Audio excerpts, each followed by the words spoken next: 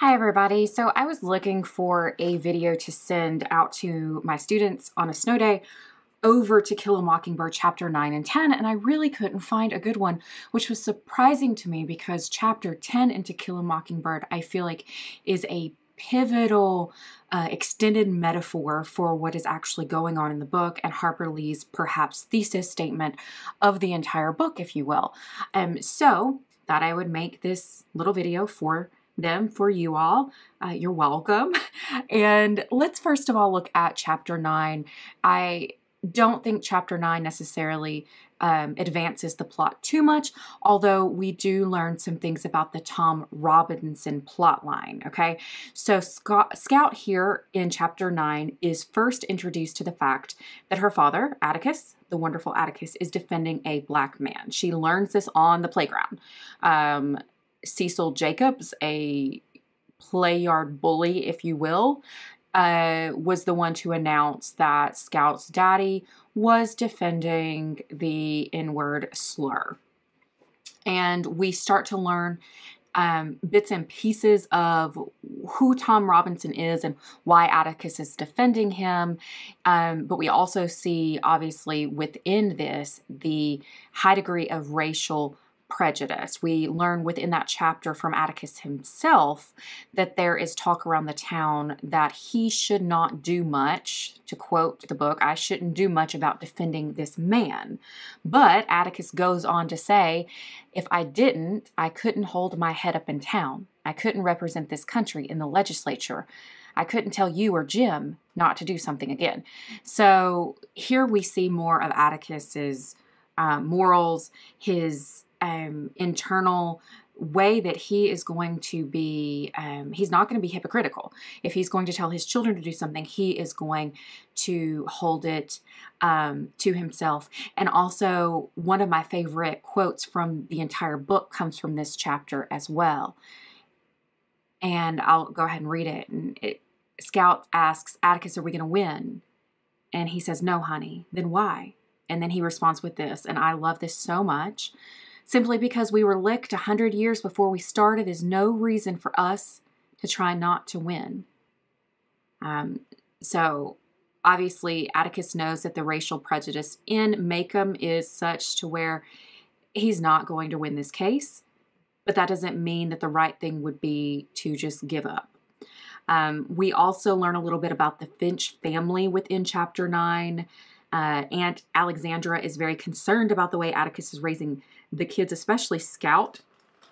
We learn about Cousin Francis, some side characters. We also learn about Uncle Jack. He gives Scout a spanking without hearing her side. And Scout here teaches him a lesson about not assuming something just because she is a child. So then we move on to chapter 10, which, like I said, when I was trying to do a little bit of research to have materials to present to my students so that I wouldn't have to do this video because perhaps I didn't want to, but that's okay. Now that I'm doing it, I do want to. There's a lack of information or resources for chapter 10, which surprises me because, like I said, this is a chapter that could be called an extended metaphor, and let's go ahead and get into it. So the gist of chapter 10, if you want to just boil it all down into a little nutshell, is that Atticus's children are becoming a little bit embarrassed by him, right? Because he's older than the other fathers in Maycomb. He wears glasses. He's a little different. He doesn't like to go hunting and fishing like the other men in town. Okay, so this kind of sets us up. However, one day, a mad dog, a dog probably consumed by rabies, right, appears wandering down the main street towards the Finch's house, okay? So we have this dog that has a disease in the main street. I'm emphasizing those words because those become important when we are analyzing what this metaphor means. Calpurnia calls it Atticus, who comes home with Heck Tate, who's a sheriff of Maycomb. I think this might, I'm not sure if this is the first time we've been introduced to him, but we'll definitely see more of him later on in the novel.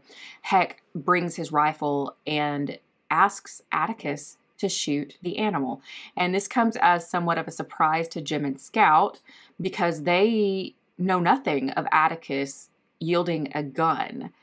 And so Atticus goes ahead, he takes the gun, and he hits the dog with his first shot, even though he is a very long way away from the dog. Later, Jim and Scout learned through Miss Maudie that as a young man, Atticus was the best shot in the county and was called One-Shot Finch. And so Scout becomes very proud of this, but Jim wants her to keep it a secret because he feels like if Atticus had wanted them to know that, he would have told them. So what am I going on about how this is an extended metaphor? So we have a dog who is sick and it is trying to attack the town, and Atticus is the one who is able to bring it down. So obviously this is referring to racism. So we think of racism as the disease that is trying to spread, or to be honest, has already spread through Macomb, and Atticus is the only hope for cutting down racism, even though it is literally in this story, a long shot. So whether this is right or wrong, some people obviously see this as a white savior type situation.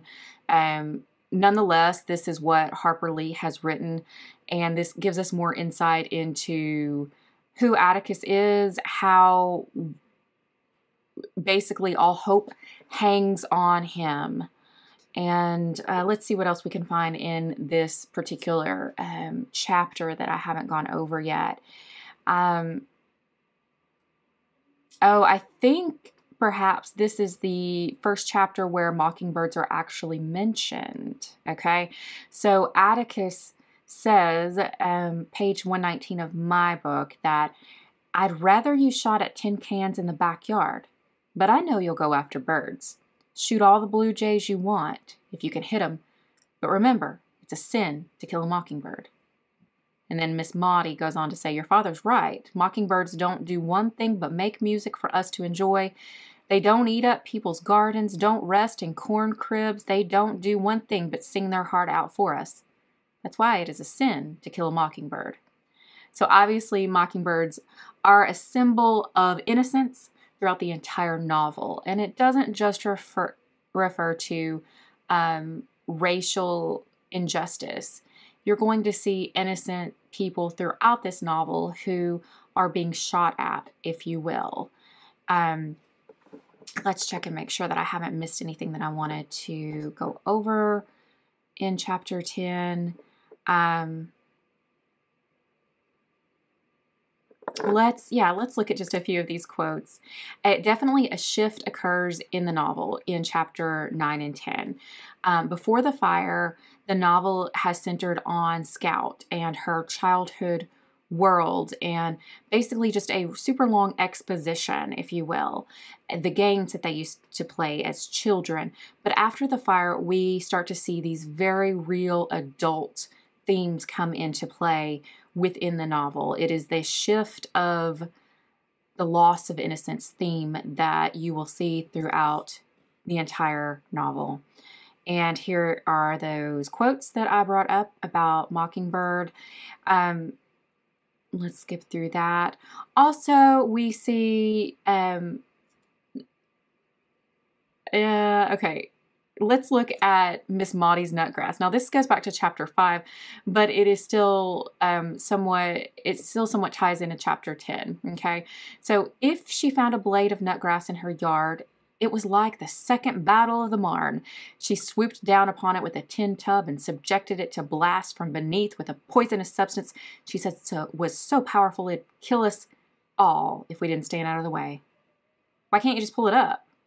Why, one sprig of nutgrass can ruin a whole yard. Look here.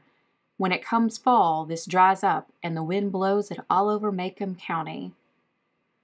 All right, so again here, we can look at this grass, this nutgrass that she doesn't want in her yard, right? So this weed as a symbolic of racism in Macomb County. And Miss Maudie says you can't just pluck it up. So you can't just take one person out of this area who is racist. You have to get to the root, because without getting to the root, then it will just simply spread. It will continue to spread. And we see that as truth throughout the novel and in our world today as well. So again, Tim Johnson, the Mad Dog, is definitely symbolic of racism within Macomb County. All right, so those are all the notes that I have for you today.